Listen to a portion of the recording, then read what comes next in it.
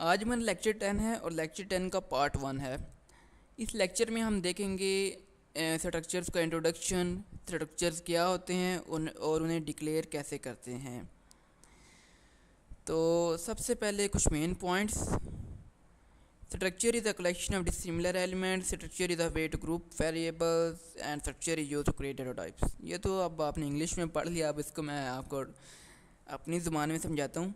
तो सबसे पहले structure is a way to group variables.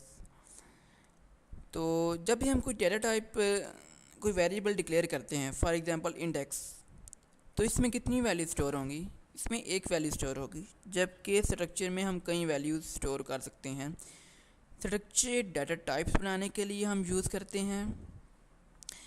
इसे हम ये भी कह सकते हैं कि कलेक्शन होती है डेटा टाइप्स की, जिसका नाम सिर्फ एक रख दिया जाता है। Structure is a collection of dissimilar elements. ये क्या चीज़ है, ये आपको मैं प्रोग्रामिंग करके दिखाता हूँ, तब आपको समझ आएगी। स्ट्रक्चर एक डिक्लेयर करते हैं। स्ट्रक्ट एक कीवर्ड है, वो यूज़ करते हैं स्ट्रक्चर बनाने के लिए। उसके बाद आगे जो मर्ज़ी अब नाम लिख लें। अभी मैंने बुक लिखा है, तो बुक की क्या प्रॉपर्टीज़ होती हैं? बुक्स के अंदर पेजेस होते हैं, और क्या होता है, बुक की प्राइस भी होती है, और प्राइस पॉइंट्स में भी आ सकती है। 700 प्राइस। उसके बाद बुक का कोई नाम भी होता है, नेम 20। तो ये एक स्ट्रक्चर बन गया। इस तरह स्ट्रक्चर बनाते हैं। तो ये जो है structure is a collection of dissimilar elements. तो इनमें से कोई भी सेम तो नहीं है। एक इंट है, दूसरा फ्लोट है, तीसरा कैर है। तो अब प्रॉपर वे में कोडिंग करते हैं।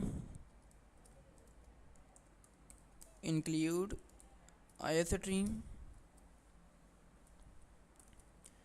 Using namespace std। हमने स्ट्रक्चर मेन फंक्शन से पहले बनाया है, तो मेन फंक्शन बाद में बनाते हैं। उसके बाद बुक और एक वेरिएबल डिक्लेयर किया, जिसका नाम मैंने रखा है a1। तो अब इस लाइन का क्या मतलब है? इस लाइन का मतलब है कि एक वेरिएबल है a1, जो कि किस टाइप का है? बुक टाइप का। इसको अब मैं इस तरह भी समझाता हूँ कि इससे तो आप फैमिलियर हैं कि ये क्या चीज़ है। एक वेरिएबल है x, जो कि किस टाइप का है? इंट टाइप का। इंट कौन से होते हैं? 1 2 3 4 कैरी ऑन, जिनके साथ पॉइंट्स वगैरह ना आए। तो इसी तरह ये भी वही है, जो कि a1 है, एक वेरिएबल जो किस टाइप का है? बुक टाइप का। अब इस वेरिएबल को, जैसे कि हम आम वेरिएबल्स में उसी वक्त या अरेज में वैल्यूज असाइन करते हैं, हम इसमें भी उसी वक्त वैल्यू असाइन कर दे सकते हैं। सबसे पहले क्या है? पेजेस। पेजेस कितने होंगे? 1000 पेजेस कर लेते हैं। प्राइस, प्राइस दूसरे नंबर पे है, तो दूसरे नंबर पे लिखेंगे प्राइस 600.0। उसके बाद नाम क्या होगा बुक का? बुक का नाम होगा C++। ये तो है कि डिक्लेयर करते सार उसे वैल्यूज़ दे देना। तो ये हमारे सामने एक स्ट्रक्चर है। ये मैंने अभी से रन किया, इसमें कोई एरर भी नहीं है, क्योंकि हमने कोई वैल्यू सी आउट नहीं कराई, इसलिए डिस्प्ले नहीं करवाई, इसलिए कोई वैल्यू शो नहीं हो रही। तो अगर हम चाहते हैं कि इसकी वैल्यूज़ हम अलग-अलग साइन करें, तो वो कैसे करेंगे? a1 dot operator pages is equal to 1000 कर देते हैं पेजेस। अब ये क्या है? a1 तो हो गया वेरिएबल। ये डॉट क्या है? ये डॉट एक ऑपरेटर है कॉल करने के लिए, तो इसे यूज़ किया डॉट पेजेस। कि ये जो पेजेस होंगे ये वेरिएबल 1 के होंगे। इसी तरह a1 डॉट प्राइस, प्राइस 900.5 कर देते हैं। और इसी तरह नेम है C++। क्या ये सही लिखा है? ये दोनों तो सही लिए हैं। क्या ये सही लिखा हुआ है? ये एरर देगा। क्यों? इस बात को मैं समझाता हूँ। ये देखें, यहाँ पर एरर आ रहा है, इनकम्पैटिबल।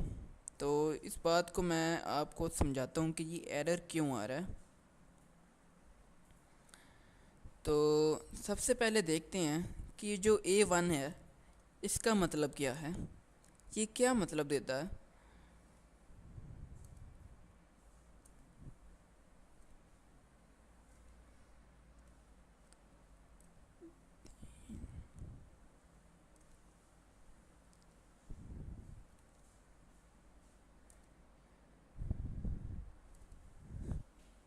ये है एक A वेरिएबल A1 जो कि हमने ये बनाया है।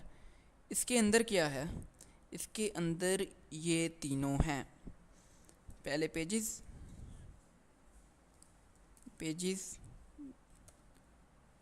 प्राइस, और नेम। तो A1 एक वेरिएबल है जिसके अंदर हैं पेजेस, प्राइस और नेम। ये तो मैंने आपको बताया कि ये एक A1 क्या है। तो अभी देखते हैं कि ये क्या एरर आया था। A1 डॉट नेम, इसमें क्यों एरर आया था? ये आपको पता है एक अरे है और हर एक वेरिएबल का कुछ एड्रेस होता है।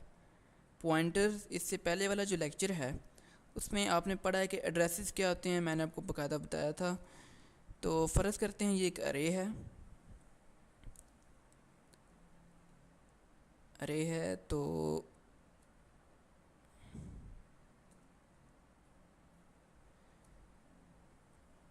अरे में डिफरेंट करैक्टर्स होते हैं।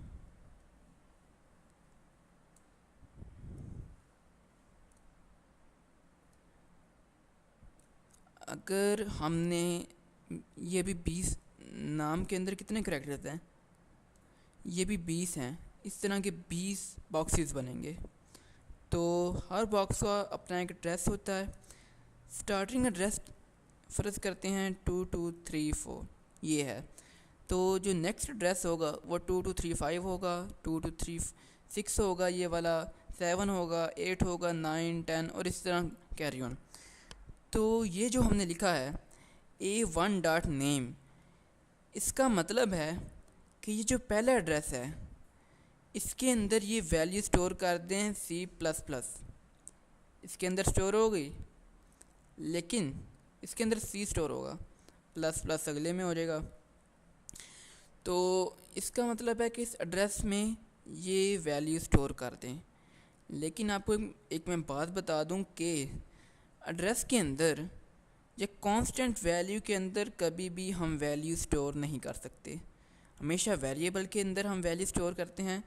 तो इसके लिए हम इस प्रॉब्लम को सॉल्व करने के लिए एक स्ट्रिंग है strcpy, ये एक स्ट्रिंग फंक्शन है। तो इसको यूज़ करने के लिए सबसे पहले वेरिएबल का नाम और दूसरी इस जगह पे हम लिखते हैं जो भी हमने वैल्यू इसके अंदर सेव करवानी हो। तो ये हम यूज़ करते हैं। इसके लिए आपको स्ट्रिंग की हेडर फाइल भी इंक्लूड करनी पड़ेगी, इंक्लूड आई स्ट्रिंग। तो इस तरीके से आप नाम सेव करेंगे। अब इसे रन करके देखते हैं। अभी भी एरर आ रहा है। अब क्या एरर आ रहा है? A was not declared, हाँ, strcpy। एक तो यहाँ पे A1 था, दूसरा strcpy। ये इससे पता नहीं क्यों कोड ब्लॉक्स स्ट्रिंग्स के ना, एक तो ये भी करना था। कोड ब्लॉक्स कुछ दिनों से स्ट्रिंग सही नहीं शो कर रहा, मतलब स्ट्रिंग्स के फंक्शन सही डिस्प्ले नहीं करवा रहा अभी वही। तो एक और मेरे पास आईडी है सी फ्री, उसमें मैं ये कोड पेस्ट करके कंपाइल करता हूँ string, उसमें ये बाकायदा चल जाएगा।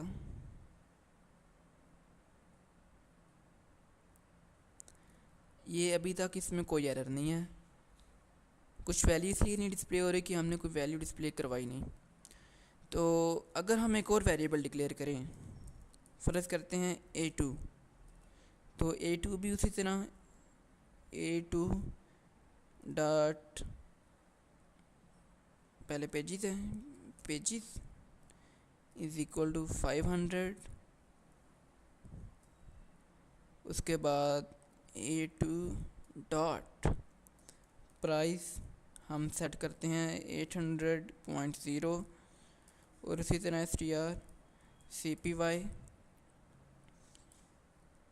पहले वेरिएबल का नाम और डॉट नेम और फिर नाम अभी लिख देते हैं, स्ट्रिंग जो भी कुछ भी लिखना है। तो इस तरह हमने एक और वेरिएबल भी डिक्लेयर कर दिया। तो अगर एक वेरिएबल में हम दूसरे वेरिएबल की वैल्यू स्टोर करवाना चाहते हैं, फॉर एग्ज़ाम्पल हम चाहते हैं कि a2 में a1 की जितनी भी वैल्यूज़ हैं वो स्टोर हो जाएं, तो इसके लिए हम सिंपली ऐसे कर सकते हैं a2 is equal to a1। ये एक सिंपल तरीका है। तो अगर हम कोई और वेरिएबल बनाते हैं, फॉर एग्ज़ाम्पल बुक a3, और उसमें हम चाहते हैं कि a1 की वैल्यू स्टोर करवाना चाहिए, a2 करवाना चाहिए, तो सिंपली हम ऐसे करेंगे तो वैल्यूज़ शो हो जाएंगी। वैल्यू a1 में जितनी भी वैल्यूज़ होंगी, ये पेजेस, प्राइस और नेम जो कि हमने अभी ये दी हैं, वो a3 में स्टोर हो जाएंगी। तो ये था इंट्रोडक्शन कि स्ट्रक्चर क्या होता है, इसको यूज़ कैसे करते हैं, इसमें वैल्यूज़ कैसे स्टोर करते हैं। अब जो नेक्स्ट लेक्चर होगा स्ट्रक्चर का, उसमें हम मज़ीद पढ़ेंगे डिटेल से। अगर आपको इस लेक्चर में कोई प्रॉब्लम है तो तो मेरे साथ ज़रूर शेयर करें प्रॉब्लम।